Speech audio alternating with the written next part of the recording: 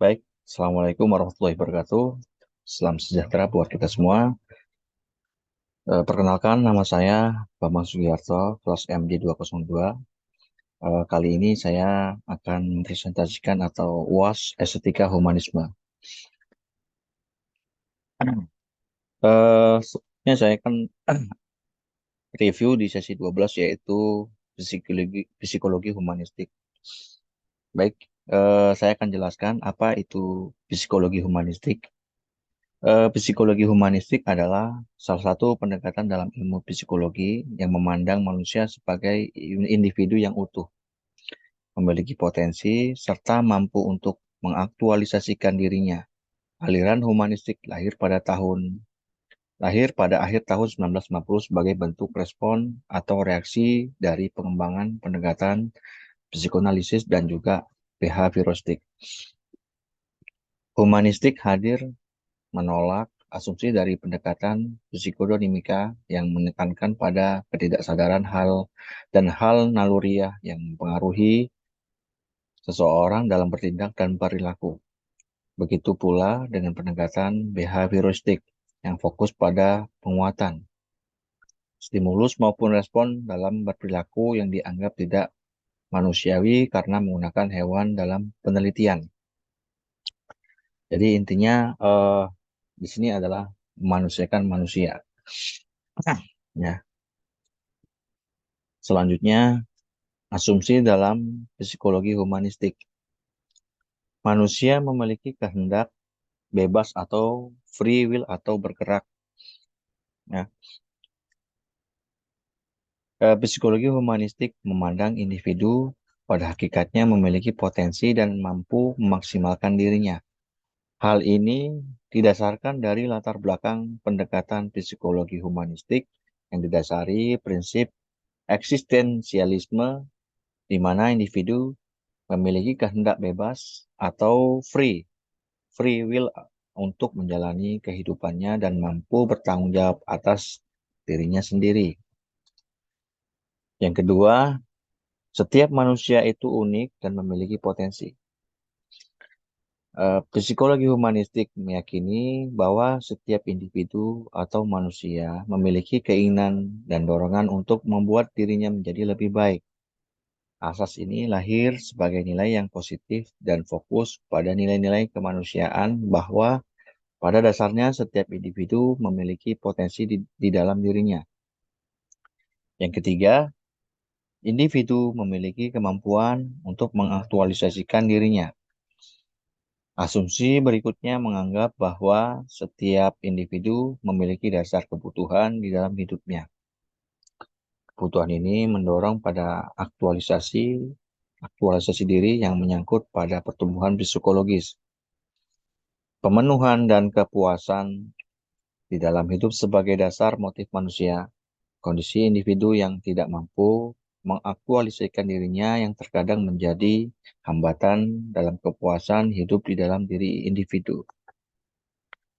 Nah, berikut adalah tokoh yang berpengaruh ya.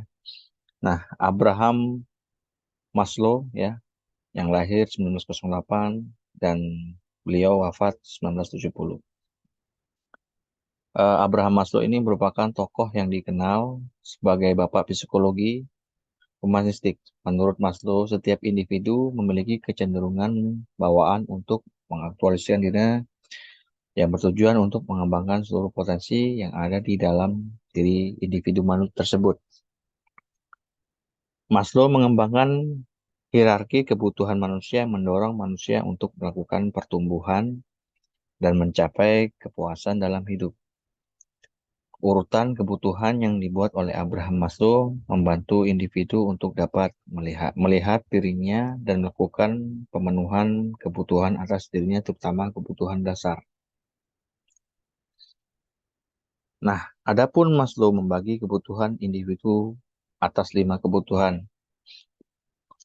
Di antaranya ya fisiologis, ya, yaitu kebutuhan rasa aman, kebutuhan rasa memiliki dan kasih sayang, kebutuhan akan penghargaan, dan kebutuhan untuk dapat mengaktualisasikan diri.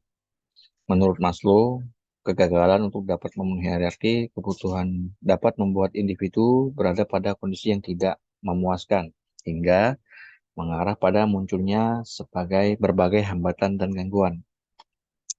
Pada dasarnya, pada utamanya itu manusia itu membutuhkan yang paling satu adalah fisiologis, ya, yang contohnya seperti makanan, minuman, tidur, pakaian, dan lain-lain. Terus yang kedua adalah rasa aman, ya. Keamanan itu banyak faktor, yaitu aman, eh, keteraturan, dan stabilitas, ya. Terus sosial, sosial itu afeksi, ya, relasi keluarga dan lain-lain. Seperti penghargaan, ya, pencapaian, status, ya, tanggung jawab, reputasi, dan lain-lain. Nah, aktualisasi diri, ya, pengembangan diri, pemenuhan ideologi, ya, dan lain-lain. Terus yang kedua adalah tokoh yang berpengaruh, ya. Nah, Carl Rogers atau yang bernama lengkap Carl Rasmond Rogers, di mana yang lahir pada 1902 sampai 1987. Carl Rogers ini merupakan tokoh yang memberikan pengaruh besar pada psikologi humanistik. Sebagai seorang tokoh psikologi humanistik, Roger berpendapat bahwa setiap individu memiliki potensi dan kemampuan untuk memahami dirinya hingga dapat berfungsi seutuhnya dan mencapai aktualisasi diri. Nah, menurut Roger, seorang yang sehat ialah seorang yang mampu melakukan aktualisasi atas dirinya. Roger pun berpendapat masa lalu memang memberikan pengaruh pada masa sekarang. Namun, hal yang dapat dilakukan adalah berfokus pada keadaan saat ini dan hari ini. Setiap individu yang mampu untuk mengembangkan dan memaksimalkan potensi yang ada pada dirinya adalah bentuk dari aktualisasi diri. Roger juga mengembangkan perihal konsep diri ideal atau ideal self dan konsep diri sebenarnya, ya, real self, yang terkadang menjadi salah satu hambatan bagi individu untuk mencapai aktualisasi atas dirinya. Hal ini dijelaskan dengan terjadinya kongruens, ya, atau kondisi mana konsep diri ideal dan diri sebenarnya dapat menjadi konsep diri yang utuh dan terintegrasi. Sedang incongruence adalah situasi terjadi ketidakcocokan antara konsep diri ideal dan diri sebenarnya yang dapat memicu terjadinya hambatan pada diri individu tersebut. Dalam melaksanakan sesi konseling atau psikoterapi, Carl Rogers mengembangkan client-centered, ya, terapi, yang mana konselor akan meletakkan fokus pada klien dan menempatkan diri pada posisi yang setara dengan klien.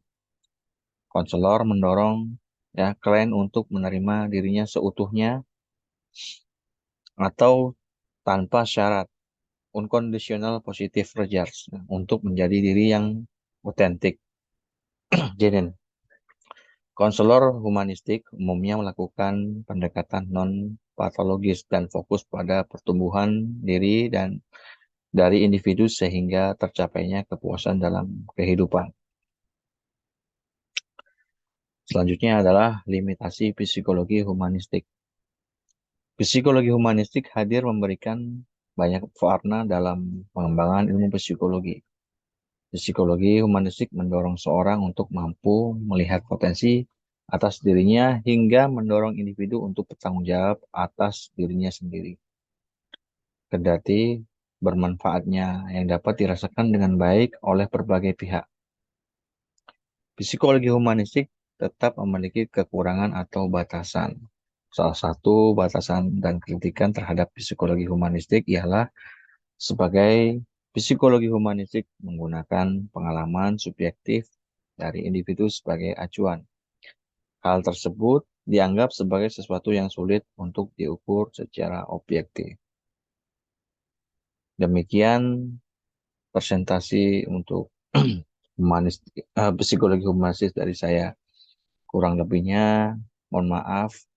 Semoga ke depan menjadi lebih baik lagi dan tentunya pada diri sendiri harus banyak belajar lagi. Terima kasih. Assalamualaikum warahmatullahi wabarakatuh.